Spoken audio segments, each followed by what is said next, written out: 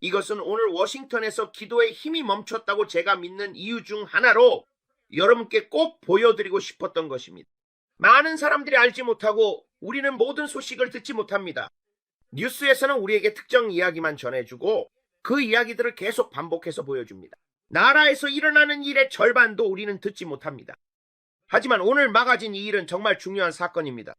여러분 중에 이 중대한 사건이 일어난 것을 들은 분이 얼마나 계신지 궁금합니다. 오늘 워싱턴 DC에서 막아진 일에 대한 영상을 틀어주세요. 여러분이 폭스의 보도를 듣기 전에 제가 간단히 요약해드리겠습니다. 한 남자가 자신이 대법원 판사들을 암살하러 왔다고 모두에게 말했습니다. 자, 들어보세요. 자, 우리는 대법원 새 임기 시작을 기념하는 미사 전에 DC 대성당 밖에서 체포된 용의자에 대해 더 많은 것을 알아내고 있습니다. 경찰은 그가 대량의 수제 폭발물을 소지하고 있었다고 밝혔습니다. 이상한 사람인데요. 그리프 젠킨스가 워싱턴 외곽에서 자세한 소식을 전해드립니다. 안녕하세요, 그리프. 네, 좋은 아침입니다. 브라이언, 에인슬리, 그리고 로렌스. 정말로 무서운 점은 대법원 판사들이 이 열레레드 미사에 참석할 예정이었고 이 미사는 새 대법원 임기의 시작을 기념하며 사법부를 기리는 행사였다는 것입니다. 41세의 남부 뉴저지 남성 루이스 제리가 대성당 계단에서 200개가 넘는 수제 폭발물과 함께 체포됐습니다. 이 폭발물에는 화염병과 오클라호마시티 폭탄 테러에 사용된 화합물인 나이트로메탄이 담긴 바이알도 포함되어 있었습니다. 이제 법원 문서에 따르면 제리는 그 장치들을 폭파하겠다고 위협했고 경찰관들에게 가톨릭 교회, 대법원 판사들, 유대교 신자들 그리고 이민 세관단 속국 ICE에 대한 분노를 담은 글을 건넸다고 합니다. 경찰이 그를 강제로 끌어내겠다고 말하자 법원 문서에 따르면 그는 경찰에게 너희 중 몇 명은 이 중 하나 때문에 죽게 될 거야 라고 답했다고 합니다. 이제 DC 경찰은 성명에서 체포 과정에서 경찰관들은 용의자의 텐트 안에서 액체가 담긴 여러 병과 폭죽으로 보이는 의심스러운 물품들을 발견했습니다. 용의자는 예비적으로 불법 침입, 납치 또는 상해 위협, 그리고 화염병 소지 혐의로 기소되었습니다. 수사는 계속 진행 중입니다. 라고 밝혔습니다. 보도에 따르면 이러한 보안 위협 때문에 실제로 대법관들이 참석하지 못했다고 합니다. 그리고 이제 그 용의자 루이스 제리는 보석 없이 구금되어 있으며 여러 가지 혐의로 기소되고 있습니다. 이런 일이 있었다는 걸 아는 분 계신가요? 저는 기도의 힘을 압니다. 저는 압니다. 기도는 상황을 바꿉니다. 그리고 이것이 우리가 해야 할 일이라고 믿습니다. 우리는 이런 사건들이 일어나는 것을 계속 막고 있습니다. 이 남자는 아무도 다치게 하지 않았습니다. 그가 자신을 드러냈는지 무슨 일이 있었는지는 잘 모르겠지만 법 집행기관이 이 남자가 누구도 해치지 못하게 막았습니다. 대법관들은 안전했습니다. 200개의 폭발 장치가 있었습니다. 정말 여러분, 그건 정말 많은 양입니다. 그리고 그거는 오클라호마시티 사건에 사용된 것과 같은 종류였습니다. 그러니까 아시다시피 90년대에 그랬죠. 그래서 저는 이런 엄청난 일이 일어날 뻔했던 상황에서 하나님께 찬양을 드리고 싶습니다. 정말 큰일이 될 수도 있었던 일이었으니까요. 멈췄습니다. 그냥 지나칠 수는 없습니다. 하나님께서 우리나라에서 이런 일들을 막아주시는 것에 대해 하나님께 영광을 돌려야 합니다. 우리가 계속해서 말하듯이 이 나라를 해치려고 만들어진 어떤 무기도 성공하지 못할 것입니다. 우리가 하나님의 이름으로 불리는 백성으로서 자신을 낮추고 기도하며 악한 길에서 돌이킨다면 우리는 하늘로부터 응답을 받을 것입니다. 그리고 하나님께서 우리 땅을 고쳐주신다고 하셨습니다. 우리가 수천 명씩 기도할 때 정말로 한 사람이 1000명을 물리칠 수 있다면 5만 명이 모이면 얼마나 많은 적을 물리칠 수 있을까요? 저는 그 계산조차 할 수 없습니다. 아마 브레이든이 계산기를 꺼내야 할지도 모르겠네요. 수십만의 천사들이 있습니다. 하나님께서 이 사람들, 이 무리를 통해 무엇을 하실 수 있는지 보세요. 저는 이것이 단지 시작일 뿐이라고 믿습니다. 주님께서 우리에게 말씀하셨습니다. 브랜든, 내가 지금 너를 성벽 위에 파수꾼으로 세워 내 백성에게 내가 곧 온다고 전하라고 불렀다고 하셨습니다. 저는 바로 그 일을 하고 있습니다. 여러분 모두에게 앞으로 무슨 일이 일어날지 경고하고 있습니다. 그래서 우리가 영국을 보여줬던 것처럼 이 기사를 잠깐 보여드리겠습니다. 도마뱀 인간 이야기를 하기 전에 최근 뉴스에 나온 몇 가지를 먼저 보여드리려는 겁니다. 도마뱀 인간에 대해 제가 본 것을 더 많은 분들이 들을 수 있도록 좀 더 많은 사람들이 들어오길 바랐습니다.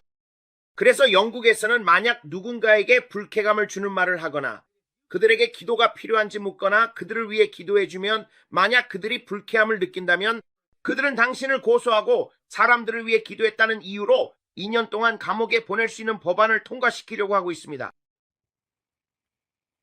영국에서 실제로 일어나고 있는 일입니다. 이건 실제로 있는 일입니다. 저희가 조사해봤어요. 처음엔 이거 AI가 만든 거겠지라고 생각했거든요. 누군가 장난치는 줄 알았어요. 아니에요. 진짜입니다. 사람들을 위해 기도했다는 이유로 감옥에 넣으려는 법안이 실제로 있습니다. 제가 말했죠. 아니 그럼 그 많은 사람들을 어디에 다 집어넣으려고 하는 거지? 그리고 부흥이 일어날 때 그걸 이해하시겠어요? 여러분 지금 저기 무슨 일을 하고 있는지 보이시나요? 보이시나요? 그는 부흥을 미리 막으려고 하고 있습니다. 그는 이미 예언된 것을 알고 있습니다. 그는 앞으로 무슨 일이 일어날지 알고 있습니다. 그리고 이 세상이 지금껏 본 적 없는 가장 위대한 영혼의 추수가 바다에서 바다까지 온 세상에 일어날 것입니다. 제가 말씀드리지만 이 세상이 지금껏 본 적 없는 가장 위대한 영혼의 추수가 곧 우리 눈앞에 펼쳐질 것입니다. 하나님의 영광이 나타나고 드러나는 기적과 표적, 창조적인 기적의 능력이 마지막 때에 드러나고 빛을 발할 것입니다. 제가 말씀드리지만 하나님께서 이제 99마리를 두고 한 마리를 찾으러 가신다고 하신 때가 바로 지금입니다. 그리고 우리가 곧 그것을 보게 될 것입니다. 우리는 이것을 직접 목격하게 될 것입니다. 그리고 저는 사탄이 그의 왕국에서 지금까지 그 어느 때보다도 경계하고 있다고 믿습니다. 그리고 그는 완전히 당황하고 있습니다. 이걸 막으려면 우리가 뭘 해야 하지? 그래서 우리는 여러분이 사람들을 위해 기도하는 것을 원하지 않습니다. 우리는 여러분을 2년 동안 감옥에 가둘 것입니다. 그는 정말 비열한 자입니다. 그래서 지금 이런 일들이 벌어지고 있는 겁니다. 그에 대한 짧은 영상이 있나요? 자, 들어보세요. 그 영상의 일부를 들을 수 있습니다. 저 사람은 영국에 있는 남자입니다. 그는 영국의 뉴스 리포터입니다. 그리고 여러분도 들을 수 있습니다. 저작권 문제 때문에 오래 틀어줄 수는 없어요. 하지만 지금 잠깐 들려드리고 바로 내릴게요. 이런 짧은 클립들입니다. 저도 어쩔 수가 없어요.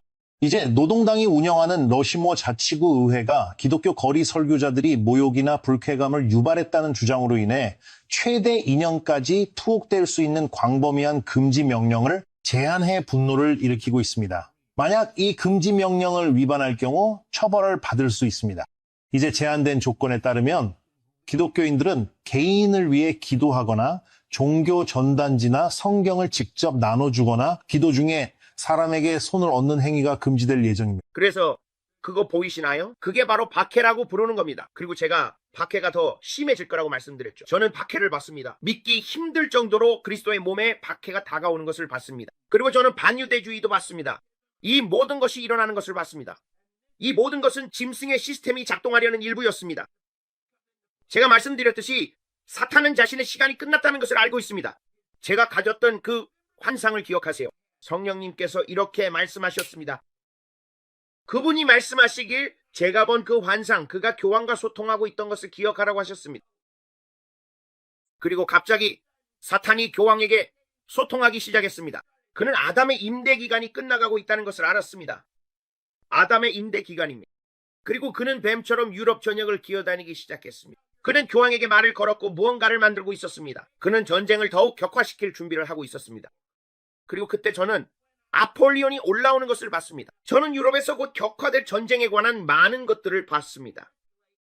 그리고 거짓 깃발 사건들이 있을 것입니다. 저는 땅에서 솟아오르는 나치 문양 스와스티카를 봤습니다. 그리고 저는 여러분 모두에게 사탄 의식이 행해지는 것을 봤다고 말했습니다. 그들은 마디를 불러오기 위해 히틀러의 영을 마법으로 소환하려고 했습니다. 그들은 지하들을 만들어내야 합니다. 이것이 주님께서 저에게 말씀하신 내용입니다. 주님께서는 저에게 국경을 불법으로 넘은 사람이 몇 명이나 되는지 조사하고 비밀 세포 조직을 위해 기도하라고 하셨습니다. 여러분이 생각하는 것보다 더 많은 테러 조직이 여러분의 나라에 있습니다. 그래서 저는 아내와 함께 조사를 시작했고 조 바이든의 4년 임기 동안 700만 명에서 많게는 900만 명까지 국경을 넘었다고 추정된다는 사실을 알게 되었습니다. 그리고 누가 국경을 넘었는지 아무도 모릅니다. 그리고 주님께서 저에게 말씀하시기를 여러분에게 보여준 10개의 주요 도시들 그리고 안티파와 다른 단체들이 반유대주의를 일으키며 여러분의 나라에서 시민 소요를 일으키려는 것에 대해 기도하라고 하셨습니다. 이는 큰 혼란을 일으켜 독수리 미국을 상처 입혀 그들이 이스라엘에 대해 자기 뜻대로 하려는 계략입니다. 왜냐하면 독수리가 이스라엘을 보호하는 큰형제 역할을 하고 있기 때문입니다. 이스라엘, 그리고 모든 마지막 때의 일들은 무화과 나무를 중심으로 이루어집니다. 예수님께서 말씀하신 것처럼 무화과 나무를 주의 깊게 보라고 하셨죠. 이것이 바로 제가 여러분 모두에게 전하고 싶은 말입니다. 우리는 지금 정말 마지막 때의 끝에 와 있습니다. 그리고 앞으로 다가올 날들의 모든 방면에서 폭풍이 몰아치는 것을 보았는데, 우리가 에스겔 38장과 39장을 보게 될 때 이전에 경험하지 못했던 큰 소요가 곧 일어날 것입니다. 우리가 평화협정을 맺어서 제3성전을 짓기 시작할 수 있게 되는 것입니다. 네, 바로 이것이 지금 전개되고 있는 일입니다. 그리고 앞으로 터키가 시리아와 함께 이스라엘을 대적하는 것을 보았습니다.